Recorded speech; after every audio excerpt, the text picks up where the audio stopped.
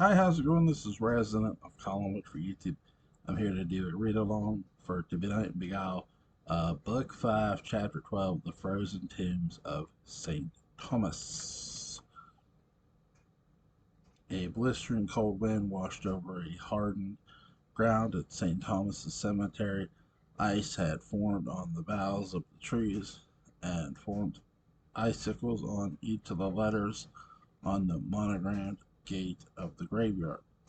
A long drag mark in the snow led up the snow-covered hill and through the cemetery with a set of footprints that seemed to stagger here and there from where a small car had been left running with its lights awaiting the return of Jonathan Deviney. St. Thomas Cemetery was enormous and old, a place that had generations of islanders and tombs and graves from the first families of settlers right down to the most modern citizens. The Lord family, of course, had their own large plot of land with a giant mausoleum where the bodies of the Lord family members in the past had been entombed or their ashes had been burned. Or sorry, buried. Buried. Shit. Jonathan dragged the unconscious body of Sebastian Lord from the car and up the frozen cemetery hill. Those were the drag marks that could be seen in the snow. He had heeded Celeste wanted to take care of his mess and Sebastian. The only thing Jonathan knew to do with someone who was one of the undead was to take him back to the grave and trap him there, the way he thought Sebastian should be. Jonathan searched the grounds and found the Lord family plot, but then quickly thought twice about putting Sebastian there. It was too easy for someone where to be looking for Sebastian's body. This would be the first place they'd look, rationally, of course. Then, in the corner of his eyes, Jonathan saw a large private tomb of a woman named Annabel Collins. It was a large marble structure that looked like a tiny chapel flanked by several large beech trees. I wonder if there's going to be a crossover now. Trees that had been stripped of their leaves from the cold winter snow. The woman was from a wealthy family in a neighboring fishing village from the mainland and had died in the mid 1740s. Her private fortress like tomb was perfectly hidden and deserted for Jonathan's task. Suddenly, Sebastian began to stir. Jonathan panicked and quickly began to drag Sebastian through the graveyard from one end to the other to the Collins woman's tomb. The little gate outside of the tomb had been broken and abandoned over the years as there hadn't been a visit from a member of the family in decades. Jonathan easily pushed it open with kicking it and continued to drag Sebastian's waking body, sweating, panting, pushing for breath. Jonathan finally got to the top of the 8 steps of the tomb. As Sebastian continued to come to, Jonathan opened the tomb door and entered into its mausoleum. Inside, he saw a trap door that was used for groundskeepers to move coffins around below the floor to make room for more family members. The door was covered with various leaves and dried vegetation, but Jonathan was able to find the iron handle and open up ward. He pulled hard, and the giant cement block lifted up, revealing the single 175-year-old casket in the mausoleum vault that belongs to Annabel Collins. Jonathan covered his mouth with a white handkerchief and opened the coffin, exposing himself clouds of ancient dust and revealing fragments of old clothes, jewels on the bones of the woman that had been buried there. Jonathan then dragged a waking Sebastian into the vault and dropped him into the dusty, forgotten coffin and slammed the lid shut. Jonathan quickly searched the room and brought in pieces of broken cement bench and placed the giant blocks on top of the coffin. Block after block of thick slabs of cement sealed Sebastian into his new unmarked grave, locked him in. Then Jonathan replaced the thick cement trap door that could only be opened from the surface inside the coffin tomb of its tiny windows that shined the pattern of two crosses from the outside over the slab over the coffin. Then, to secure the block further, Jonathan brought in more rocks, ice cold and covered in snow, and put them over the trap door. There was no way Sebastian could get out, Jonathan thought to himself. Sebastian suddenly woke in his coffin. He only saw darkness. He pushed up against the lid, and he could not move it. He banged on it and screamed for release. He fought hard up against the sealed coffin lid, but there was too much weight for him to it on, push it off. The trapped vampire screamed a god awful, blood curdling scream that knocked Jonathan backwards onto his backside and into a mound of slush and snow. Scared for his life, Jonathan backed away, the steel trap door shivering in fear and the cold. His eyes were like giant globes of white, horrified at the animalistic noises Sebastian was making as he desperately tried to free himself. A wind blew, an ice cold like the Arctic, and rocked the tomb's gate back and forth in a loud, squeaking symphony. Then silence, quiet like the dead. Sebastian's world was too much for his body. He blacked out in Annabel Collins's coffin. Jonathan stood up and adjusted the rocks from the outside so that they were more secure and quickly escaped the tomb and locked the gate behind him.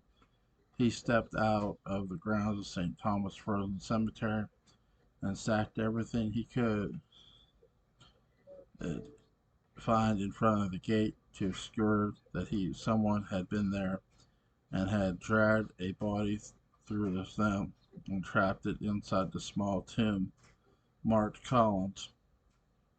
Jonathan then rushed back to the car, erasing his footprints in the snow as he went.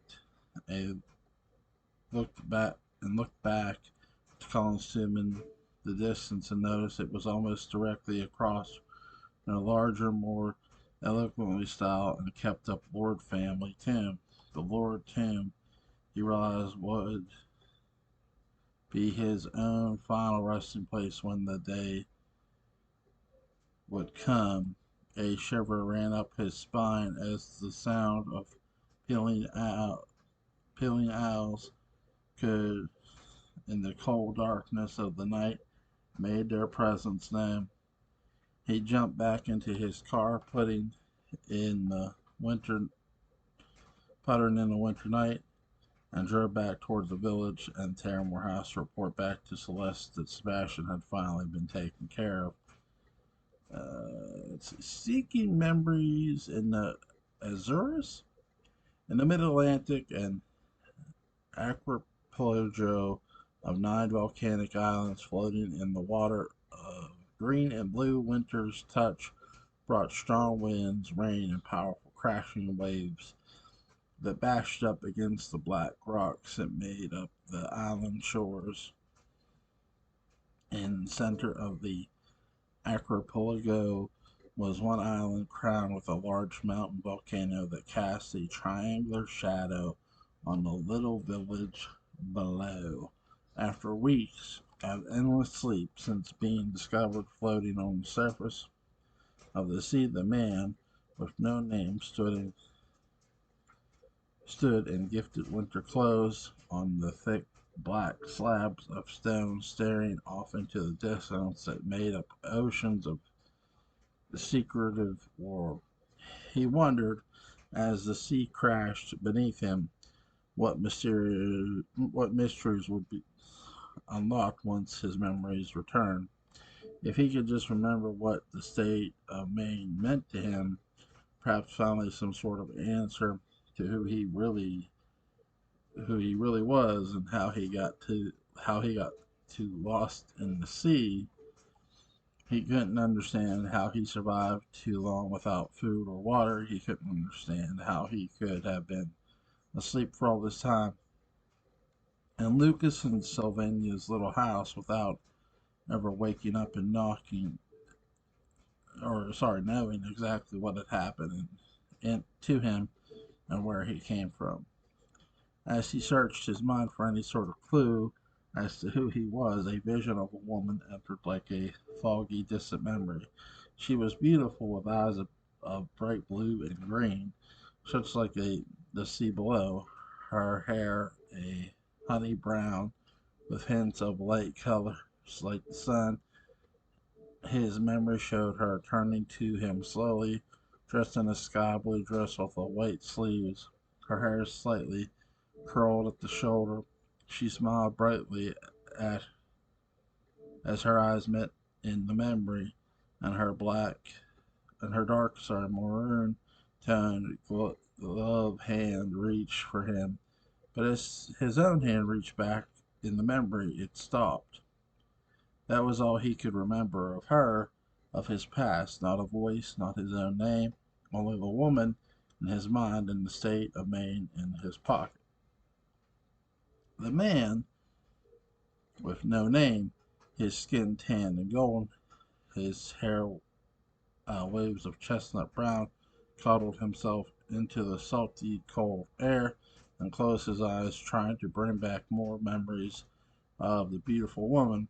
The waves blew him, suddenly rushed his mind.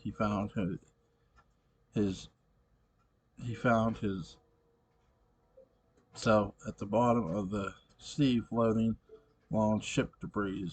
He could see in his mind a giant whale swirled around him with the power of their great tails pushed him upwards to the ocean surface with large currents of water. His memory was so vivid in the man's mind, he could still feel the pressure of the ocean all over his body. The whales saw him there and were, were not threatened. They saw him as one of their own, yet they knew he belonged on the sand, not underwater. He floated and underwater, sensing all the currents of the sea. Everything around him felt untouched by the wolf above. He was alive somehow underwater, his body unbothered by the lack of air. He could remember seeing a flash of glistening fish scales pass him as he floated. It was like a green fish tail, then a face, a person's face. But how could it be? How could a fish have a human face? This creature in his memory was guiding him, helping him, keeping him alive by bringing air to the surface and breathing it into him through his lips. As he floated in that memory, he could see the surface light break on the waves above him. The force of the whale's current suddenly pushed the man with no name up. The fish with a human face vanished, happy to have helped him. When the man's head broke the surface, it was hit with a large beam from the shipwreck, knocking him unconscious, but it remained on the sea, protected by the whale and creatures until he washed up on the island shores. This was his memory. The whales, a creature who helped him breathe, and like waking from sleep, the man snapped out of the transition and found himself still on the wind-swept black rocks of the island in the shadows of the dormant volcano. He could feel his heart pounding in his chest, then a hand on his shoulder. It was Lucas, the local man who found him, joined him watching the scene. Toma, Lucas said in Portuguese, handing him a mug of hot tea. Thank you, the man said, then corrected himself with the same word in Portuguese. Baragado? Or bagado? I'm sorry. I can see you. I can see you so lost in your head, Lucas said, as a ship's foghorn wailed over the ocean's blasting waves. You must understand that you could have been lost on that sea for a very long time. Your memory is slowing to return, but it will. It will not be lost forever. Man sipped from his tea. Things are coming back. A memory, Lucas exclaimed. A flash of several flashes. I saw myself under the sea of the shipwreck, and I was saved by whales, or I don't know. It was almost like they understood who or what I was. Whales and dolphins have always been the true friends of the lost sailor.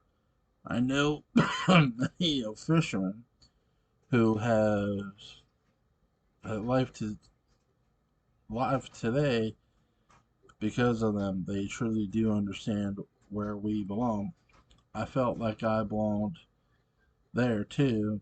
That's the strange part. The mysterious man said, feeling silly for even saying it. But before, though, I saw something else. Oh, what was it? Lucas asked. More like who? A woman, a beautiful woman that I knew or know. I didn't hear her speak or myself speak to her, but I saw her face. It was so clear, as if she were right in front of me. Something about the sea and the salty air must have triggered the memory of her. Could she be a fantasy or real? The man with no name wondered.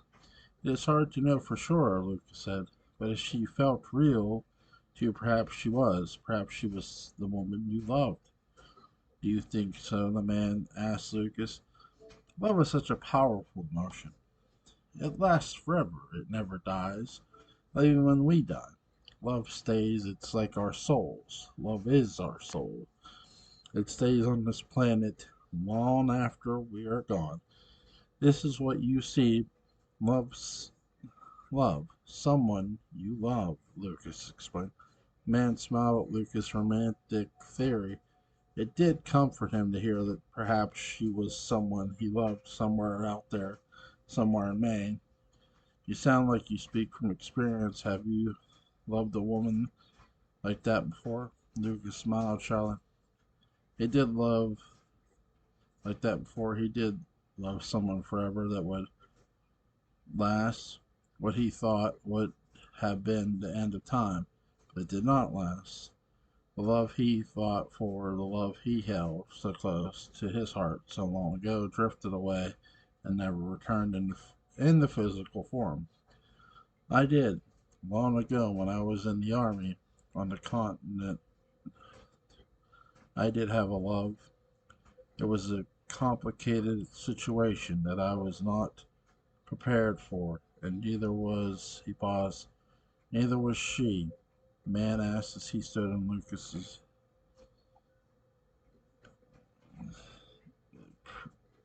pregnant, pregnant pause.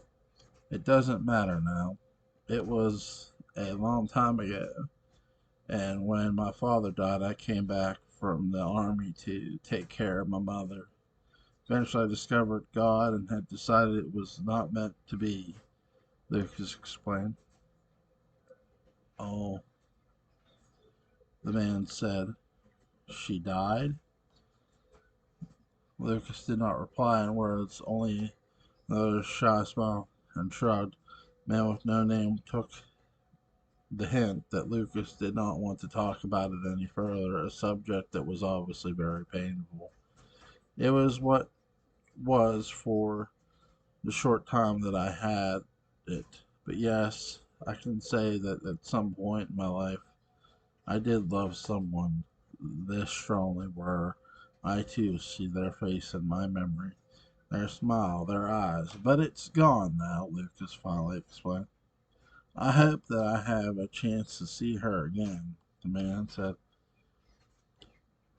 You may still. We have ships that leave the Azores Island all the time for America. We can find a way to get you on one of those ships to take you back to your home, Lucas said. How would I? I don't even know my name or how I would get to Maine. The company that runs the cruise from here to America is a British liner, Red Star. It doesn't need to know your whole story to allow you to sail. Don't sail! Don't sail! I've heard of the Titanic. Anyway, actually, that's a White Star line. Sorry. Red, white, it all runs together now.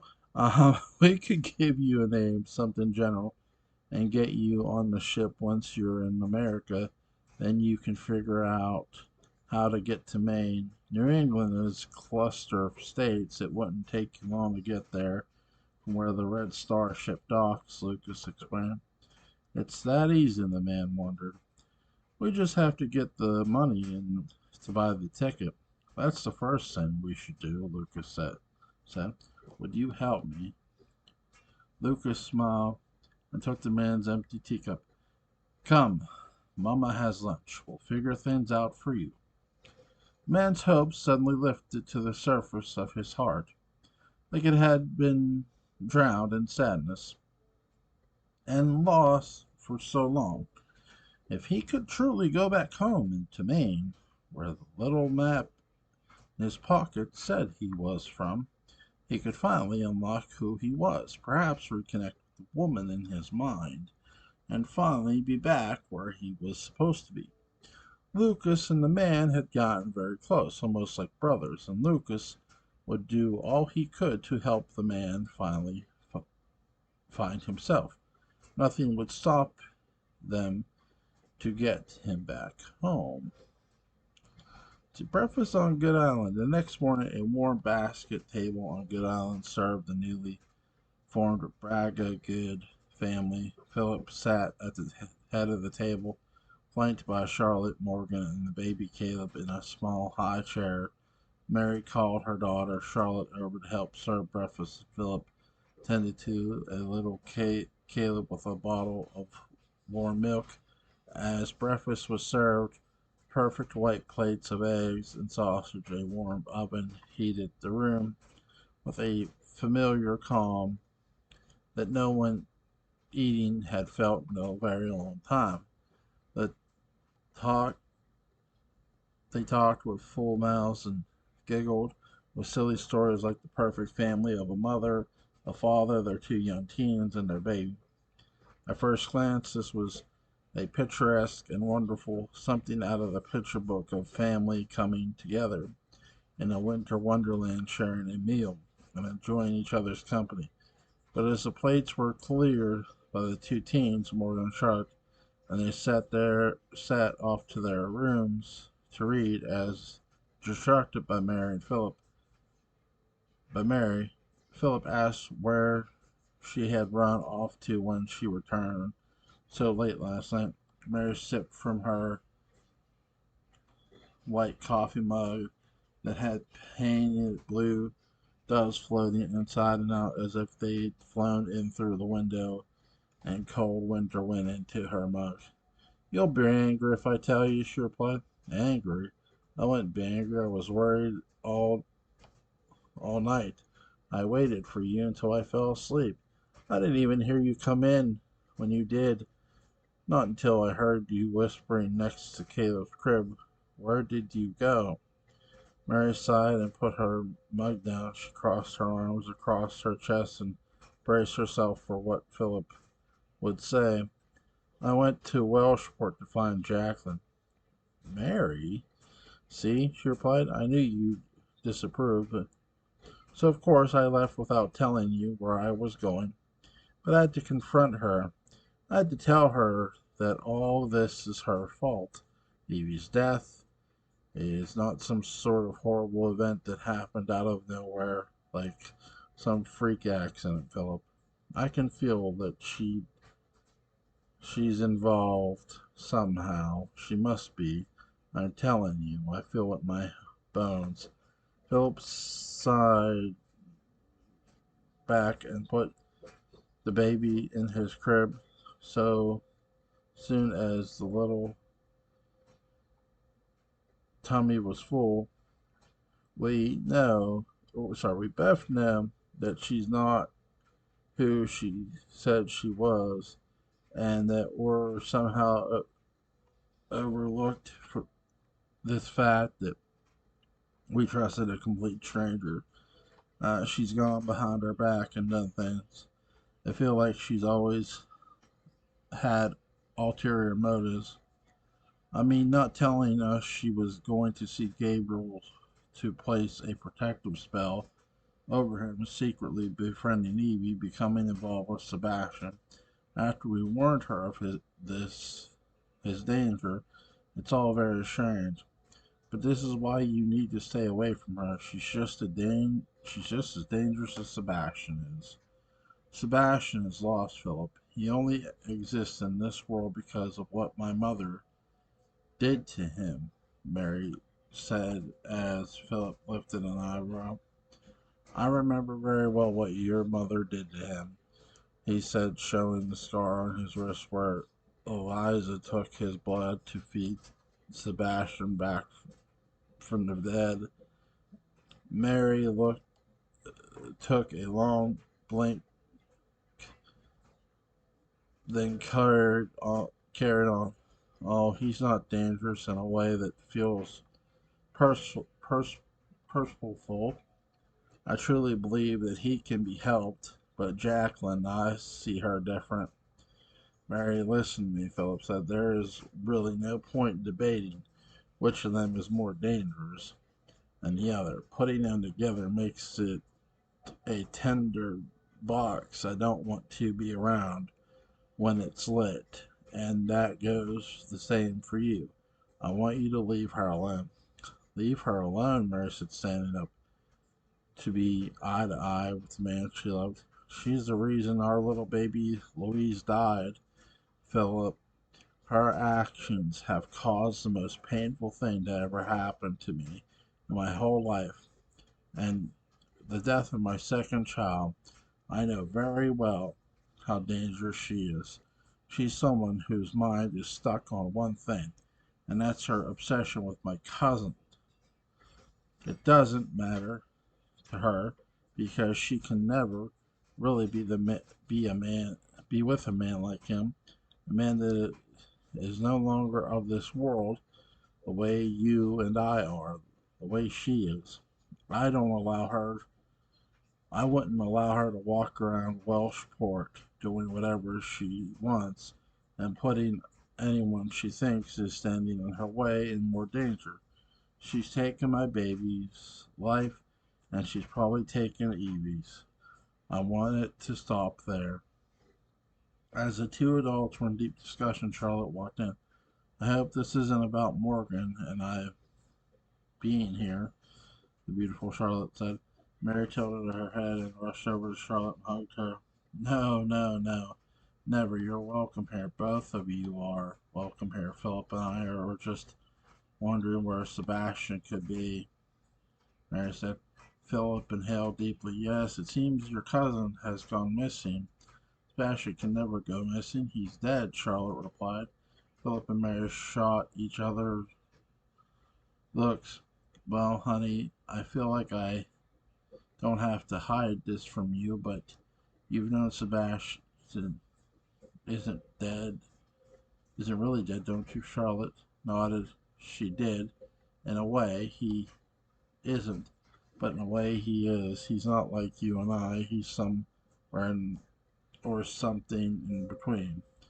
Yes, in between, Mary replied. Charlotte looked down at her adopted half brother and smiled. He looked up at her with his sweet little eyes and seemed to be reaching for his big sister from his little crib.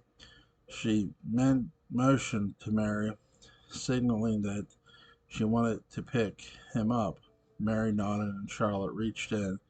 As soon as Charlotte's hands wrapped around the baby and she lifted him into her arms, a jolt of powerful energy surged into Charlotte's mind. She could see something flashing brightly in her head. It was as if a bright light had been flipped on and show was playing before her on a white screen of a bright light. But the images soon became shadows and dark. Charlotte, stuck in Caleb's powerful pull, could see flashes of what looked like paper trees, fluttering animals scurrying into the corners of this paper world. Wolves began to howl, that even sounded as if they were circling Charlotte in this paper world that the baby was showing her. Charlotte, honey, are you okay? Mary asked, seeing her daughter's sudden blank expression. What happened? Morgan asked, appearing in the kitchen from the hall. She's gone again, he said. Gone again? What do you mean? Philip asked. Sometimes when she touches things or something touches her, she goes into this world. It shows her things. It tells her things, he explained, but it scares me. Mary turned to her daughter, who seemed to look who seemed locked away somewhere in her mind. She carefully extracted baby Caleb from her arms and handed it over to Philip. Charlotte, can you hear us? Philip asking the baby Philip asked as the baby kept a very strong eye on Charlotte. Charlotte, Mary shouted. Charlotte finally came to and took a giant gulp of air into her lungs. She had been in a trance without breathing a bit of air. Her face flushed and Warren looked worried too. What is it? What were you seeing? Mary asked her. Charlotte locked eyes with the baby. It was almost as if they had come to an understanding. Who is it? She asked. What? Philip asked. He's Caleb, he answered back, confused with Charlotte's question. No, where did he come from? Charlotte added. He was an orphan. Ashia Hoffman, Nick's girlfriend, delivered him to a widowed mother on Welshport who did not survive the birth. Why? Mary informed her. Charlotte took steps to the baby in Philip's arms. He giggled and reached for Charlotte again, but she made sure this time her new adopted baby brother, stayed in Philip's arms. No, that's not the truth, Charlotte said. There's something more. He's from somewhere or something else. I don't know. Something else, Charlotte kept repeating. Charlotte, honey, maybe you should go rest. What do you think? Mary said, motioning for Morgan to take her into her room. Morgan Morgan quickly rushed over and grabbed Charlotte by the hand and escorted her back into her bedroom, where he sat her on her bed. She sat there and stared at the wall, wondering what she was seeing, what the baby was showing her, and she was holding him.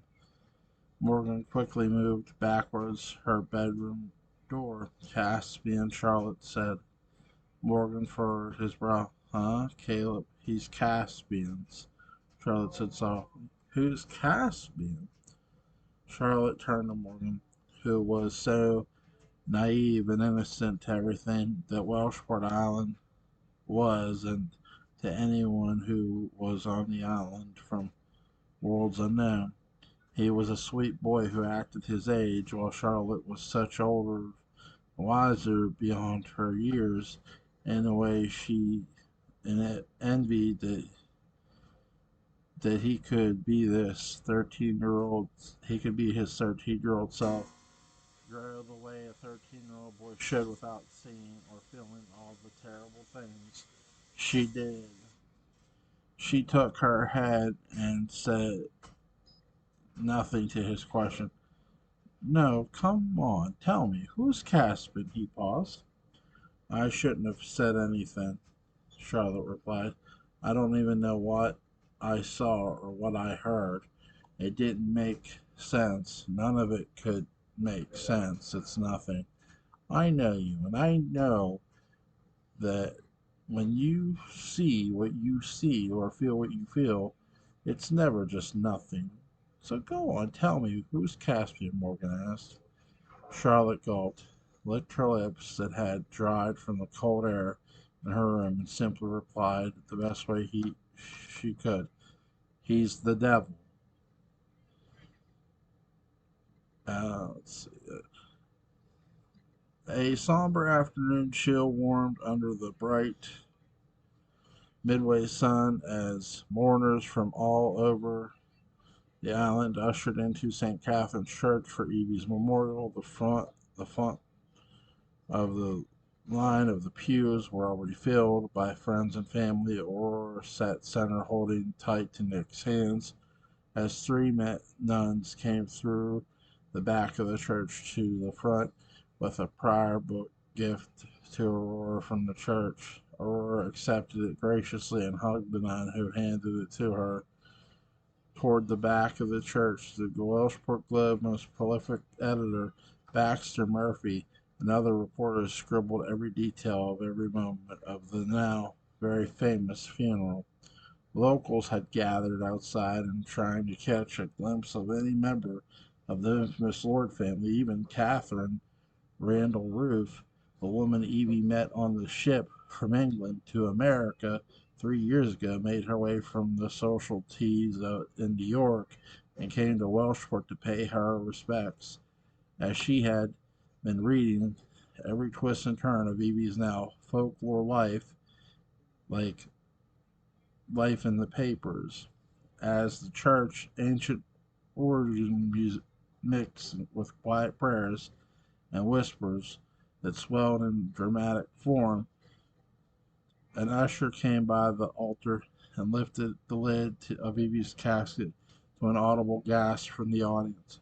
Evie looked quiet, literally alive, but she did not breathe. Her face was almost pink instead of the customary and usual look of an ashen face of someone who had recently passed. Her lips were pink and soft to the touch, almost in perfect pout. Off in the corner of the church, a face no one recognized, the face of a woman who had come under a strange disguise. In fact, she was not real. She was Jacqueline Gray once again, using the face of a person that was not hers, a face she could use to easily walk among the people safely. Jacqueline watched Evie's bewitched body carefully as she lay in her coffin. Her perfect face, her hair glistened in the sun that slipped through stainless windows in colors of blue, green, and pink.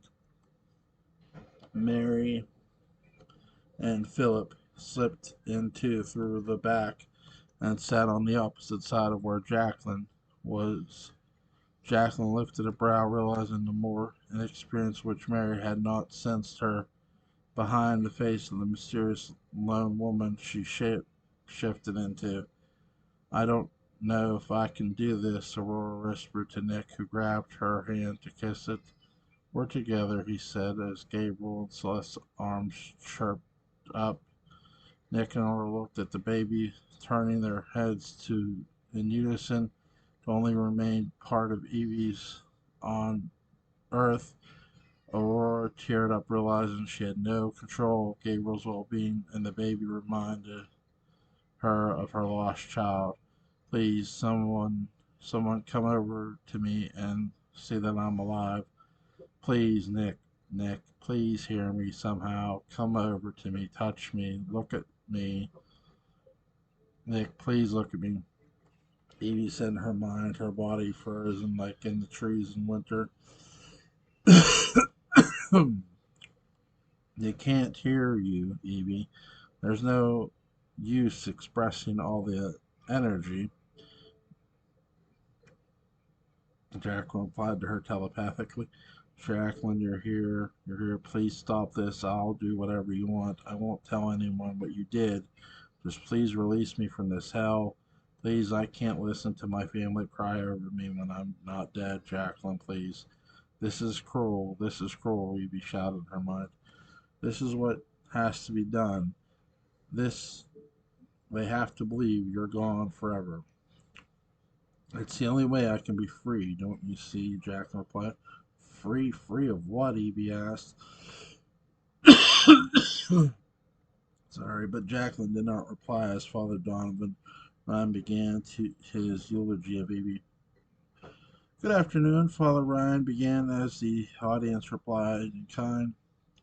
It is always the worst part of my position as the head of the congregation to be here, standing before you while on one of your own has been lost. Not too long ago, Evie was here in church with her baby. We talked about her life, and she felt she was worrying her. She was honest with me, but she was open. She wanted her child to have the best life possible. By that, she too wanted to be healthy and happy. Evie understood that. Those two things went hand in hand. Aurora's red eyes sniffling looked over at the baby Gabriel again as Celeste held him tight. Jacob shifted his body to block the baby from her view.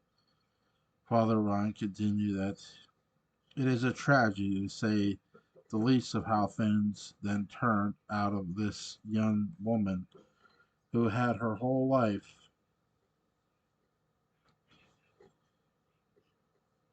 ahead of her.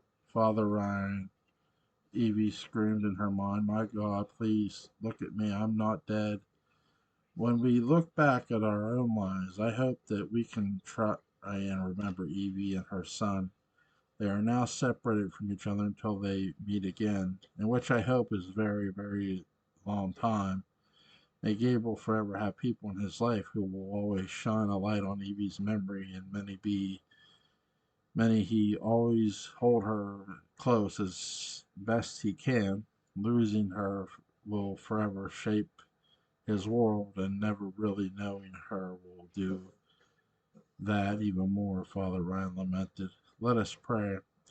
As the service continued through prayer and the singing of palms, the light of the sky turned colder, and the clouds began to shift ahead, shading the St. Catherine Church.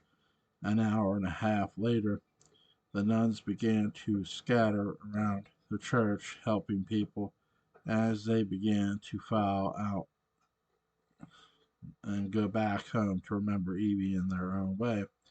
The casket of Evie's incredible, bright, and perfectly serene body lay open when suddenly a nun realized it should be closed. She came over and crossed herself and began to close the lid. No, please stop, Evie screamed in her head as she heard the bending of the hinges closing. Wait, Aurora shouted. The nun stopped in her tracks and lifted the lid up. Of course, Miss Jordan, she said, stepping aside. Aurora, with Nick's help, walked over to Evie's sleeping body and looked into the coffin. It was the first time she had been this close to her daughter since she saw her body at Churchill Green. She cried in a little and only looked at her, hoping for some sort of sign. It was all a mistake. Evie, too, did everything she could in her frozen state to move a pinky, an eyebrow, the twitch of her foot, something, anything to show she was truly alive and not dead, only cursed by a jealousy cruel witch who only wanted to remove Evie from this earth to keep her away forever.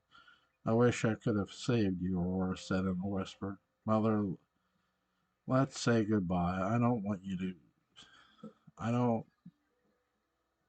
getting sick. Now it may be too much for you, Nick said, as Aurora reluctantly agreed. No, Nick, I'm not. I'm here. I'm still here, Evie screamed. Jacqueline lifted her brow from the back of the church and watched, hoping no one would touch Evie, or began to lower herself to kiss Evie on the forehead. She got closer and closer. Jacqueline held her breath, hoping the touch of Aurora's lips wouldn't feel the Evie's warm body, proving she was alive. Just as Aurora got to Evie's forehead, seconds from kissing her, centimeters from her lips touching Evie's skin, Aurora looked up when she heard the sound from a small rosary chapel in a corner of the church. It was Gabriel's cooing in Charlotte Celeste's arms. Aurora abandoned her late kiss TV and slowly walked over to the chapel, still locked in Nicholas's protected hold. In the chapel, the Lord family maid Jane O'Donnell was holding the baby. Gabriel was Celeste was kneeling at the tiny rosary altar in front of the statue of Madonna and Child.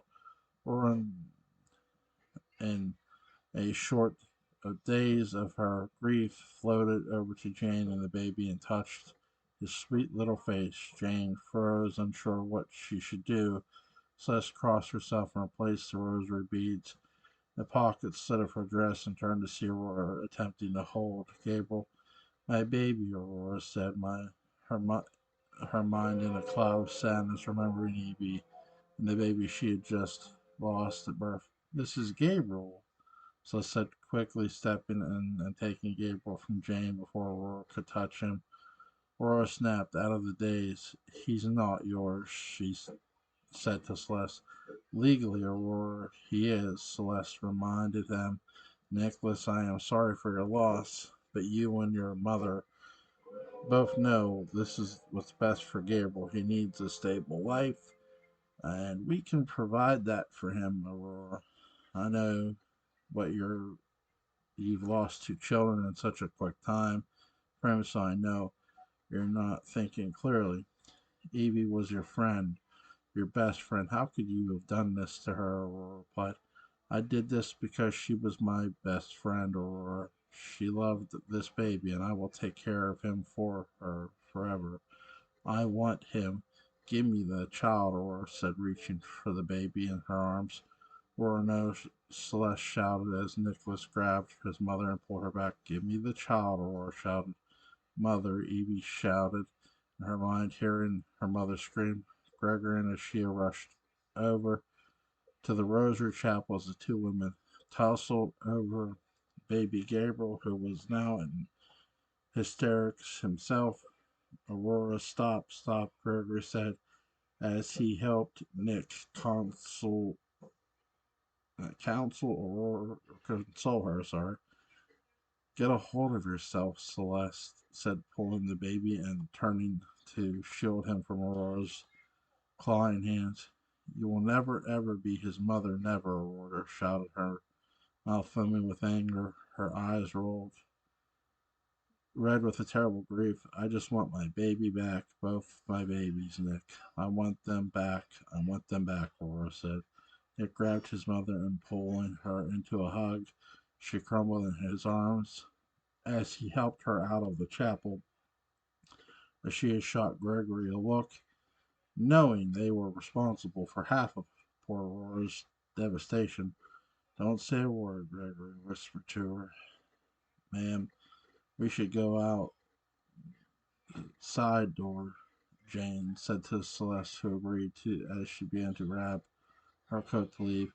And her casket still open, where she could hear everything, even with every bit of energy in her body she couldn't move. She pushed in her mind. She tried to thrust herself, but it was impossible. Jacqueline's spell was in total control. Dear God, please help me out of this, Evie said in her mind. Stepping up to the casket now in the calm motion of the entire event, hidden behind a face she shape-shifted into a Jacqueline looked into the coffin. It's too late for God now, Evie. You'll meet him in the other side.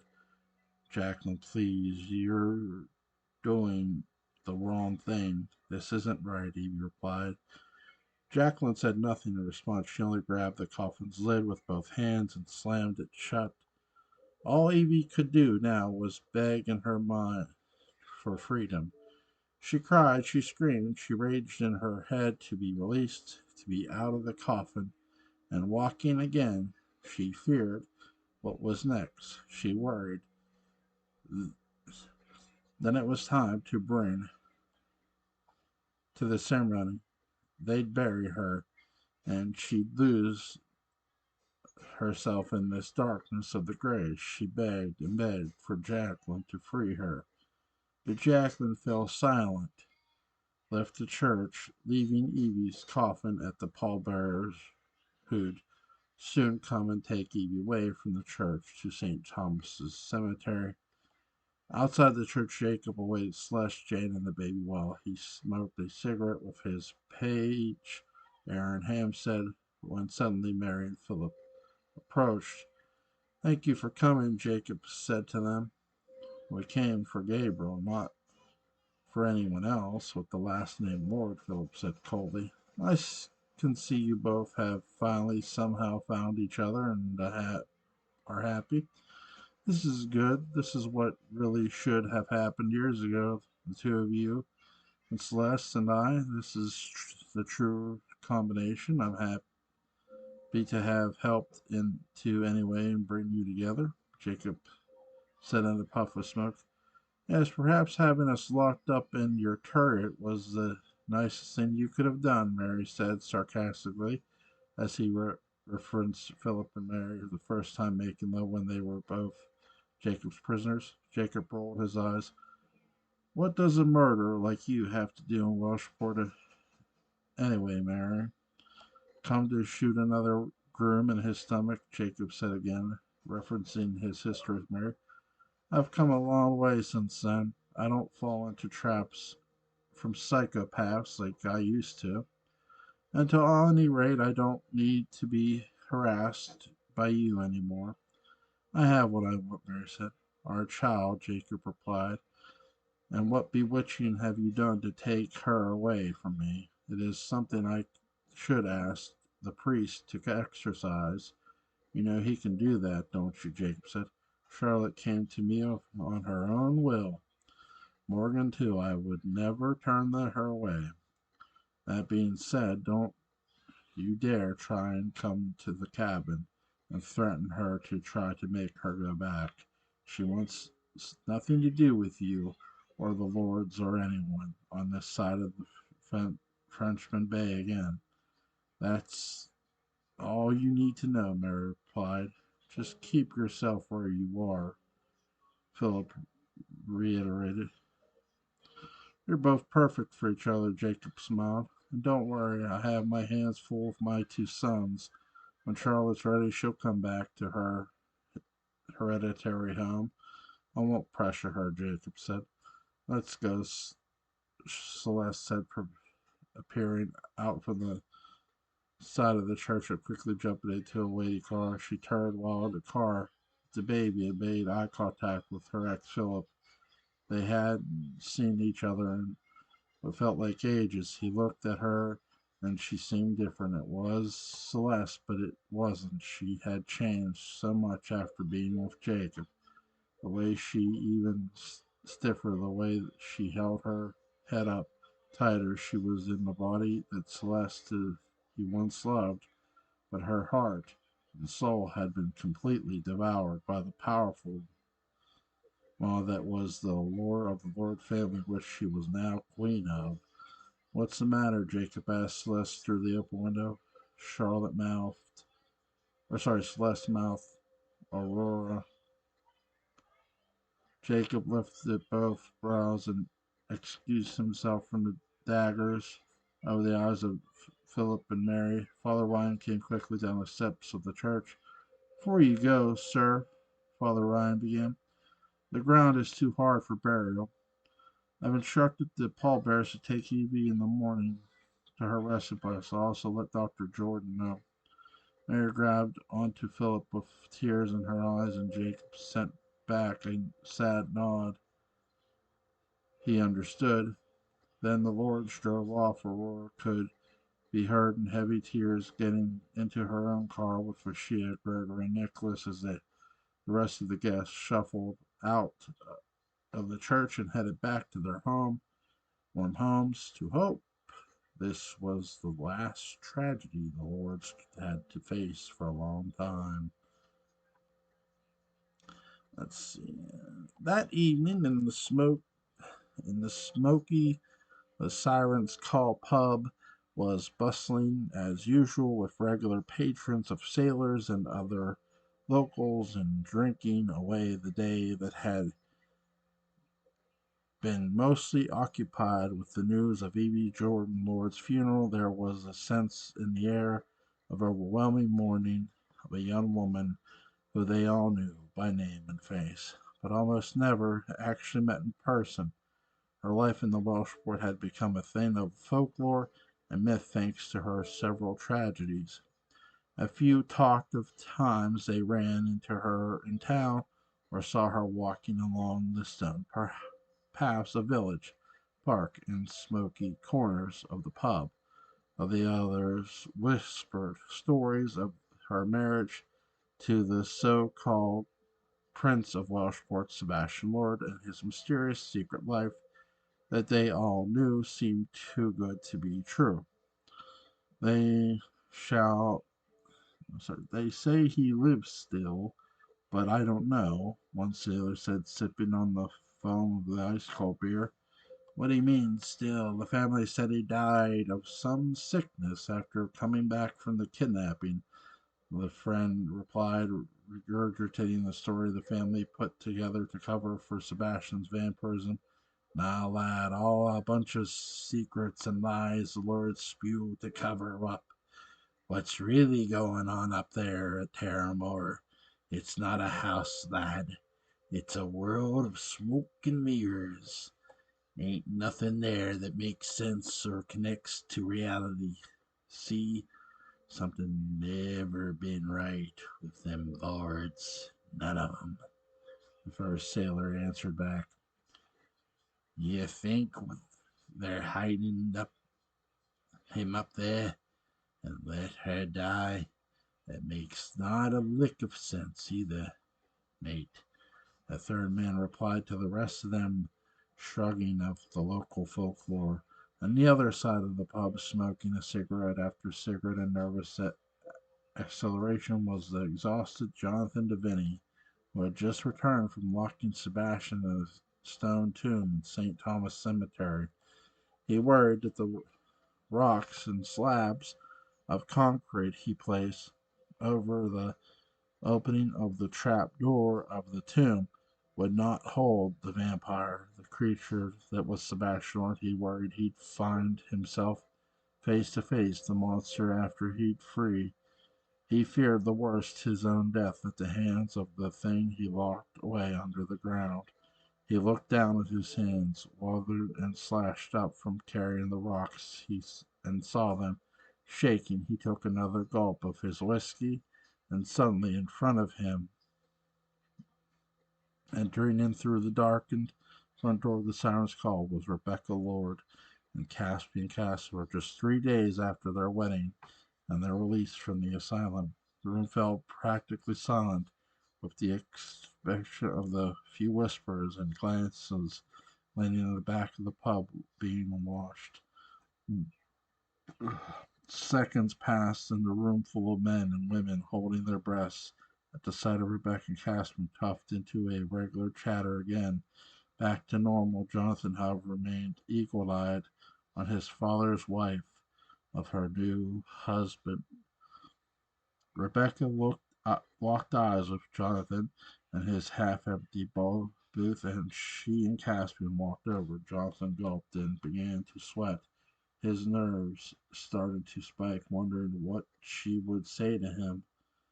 You look like you've seen a ghost, Mr. Deviney, Caspian said, with, with a crooked tooth grin. Well, he has, dear. It's not every day a man comes face to face with the devil, Rebecca joked. No, no, that's childish of me, Jonathan. Forgive me, Rebecca replied. What's the meaning of this? Why are you here? Jonathan asked.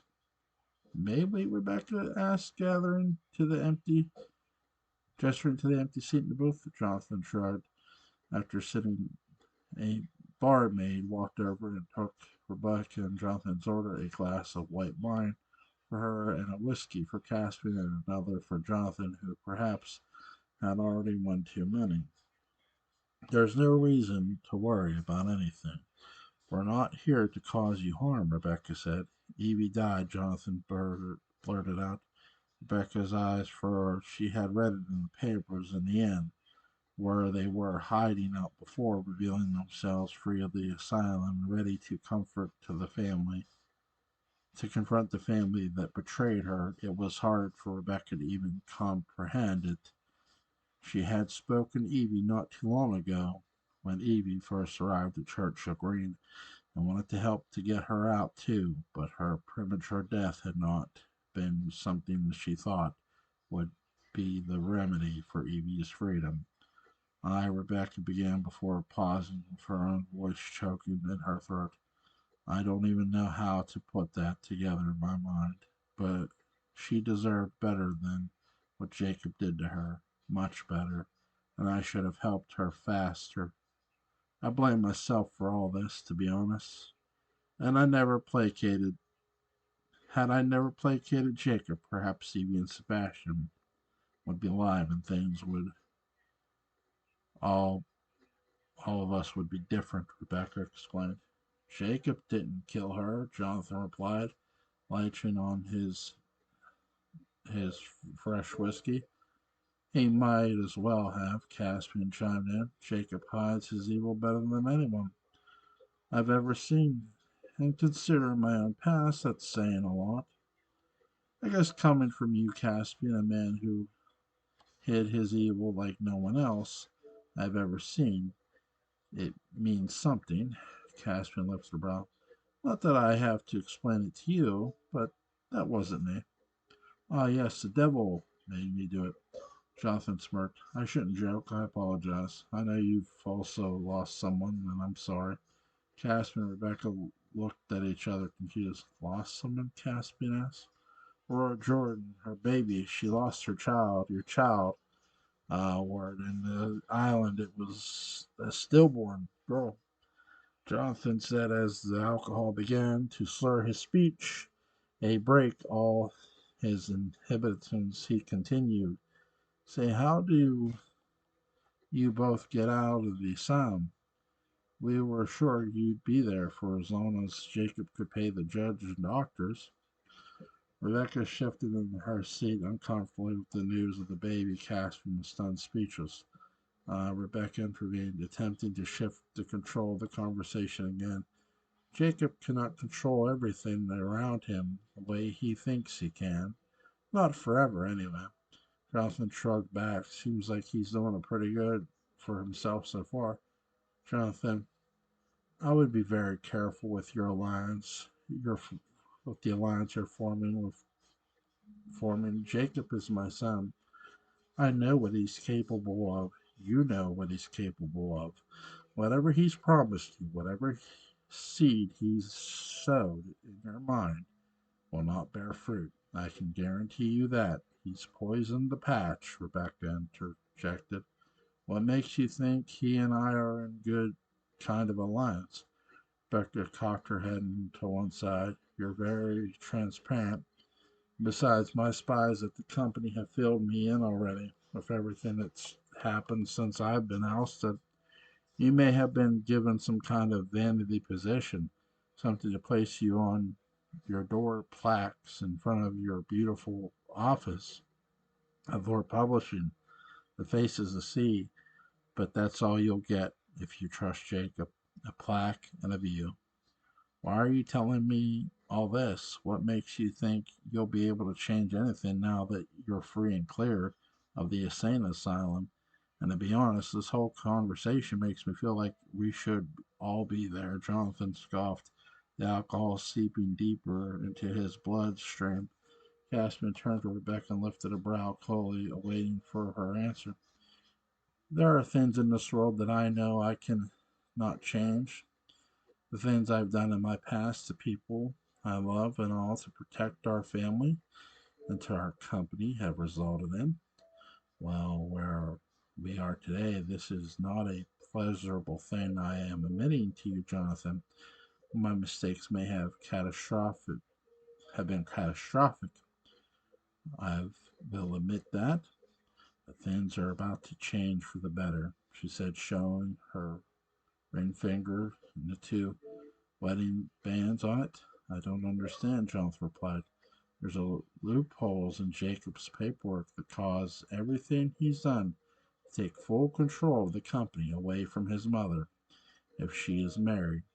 He never realized that she would probably find love again, and if that should happen according to Albert's ironclad will, the company falls into the hands of Rebecca and her new husband.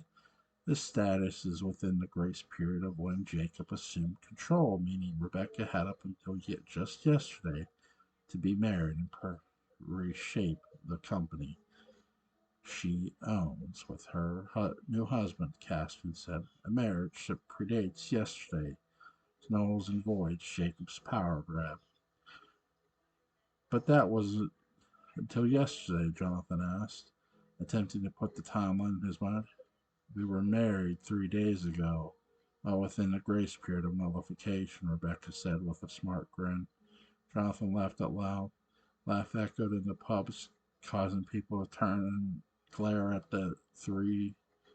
Some Jonathan couldn't stop laughing. He was hysterical. He had kissed Jacob's friend. He had done digging to find something to thwart Jacob all he could, but found nothing.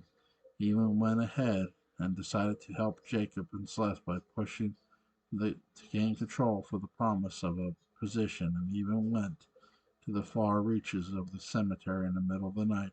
Literally, Barry has one person who could blow it all up, and all of that, all of that pushing and shoving and grabbing for power, the fights with Genevieve, the breaking up of Genevieve, all of it was for nothing because Rebecca had once again the upper hand. She would always have the upper hand. I wish I knew what the joke was, Rebecca said her hysterical stepson Jonathan. Jonathan wiped tears of laughter from his eyes and begged their pardon. It's not that you said anything something funny. Not at all. Well, it's just that I knew something like this would happen. I guess deep down inside I knew it was all too good to be true. I just wish there were things I hadn't done. Rebecca turned to Caspian, curious. Like what? She asked. Jonathan couldn't be open to her. Not yet. Not with the uncertainty of what would happen to him if Sebastian could be free. He looked down at the scratches of his hand. He stopped shaking. Rebecca noticed them too. She said nothing. There is more, Caspian then said. There always is, Jonathan said in a drunk voice. What is it? Rebecca leaned in, her eyes locked in Jonathan's butch eyes. He saw her serious. Her reaction was how stern her face had shown, how stone cold her expression was. A chill ran up his spine as the candle from the table flickered with her breath on it. The gazebo at Tamworth, the garden, she said softly above the flickering flame. Jonathan's eyes narrowed. What about it? That's my insurance policy if Jacob doesn't comply with my handing over my business back to me. And Caspian will dig up what's under the gazebo. What's under the gazebo? Rebecca paused again and gave Jonathan a half smirk. Jacob's biggest mistake ever. And why are you telling me? He asked. Aren't you worried I'll run back to Terramore and tell Jacob? No, I'm not worried because if you truly, and I mean truly, want to be part of Albert's legacy, you'll align with me and leave Jacob to the wolves. He's done enough to his siblings. He's done enough to his nephew and his daughter. He's done enough to me, Albert's company, a company Albert put his heart instead and gave his life for, a company built by every head of the Lord family since the day they came to this tiny God-forsaken island and made it theirs.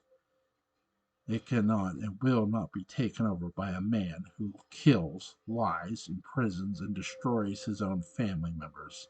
I promise you, Jonathan, you will be safe if you help me do this. Albert's son deserves a better, more respectable future than what Jacob has planned for you. I give you my word, Rebecca said. Jonathan sat there in his foggy mind. The whiskey didn't make his decision making any easier, but he could see that Rebecca was serious. She was sure of herself, and she knew exactly what she was talking about. Jonathan reached over to the table, grabbed her double gold ring, and shook it, sealing the deal of their alliance. And deep in the frozen hard ground, under the gazebo in the icy Terramore garden, lied the bones of Gaspar Dupree, the man Jacob hired to con Rebecca into believing in the strange and the supernatural to keep her out of the office and in the mansions. The man had been gutted like a fish and found in a pool of his own blood in a dark corner of the mansion's foyer. Sebastian's very first victim, a brutal feed. Rebecca had never known how Gaspar truly died, but believed Jacob had something to do with it.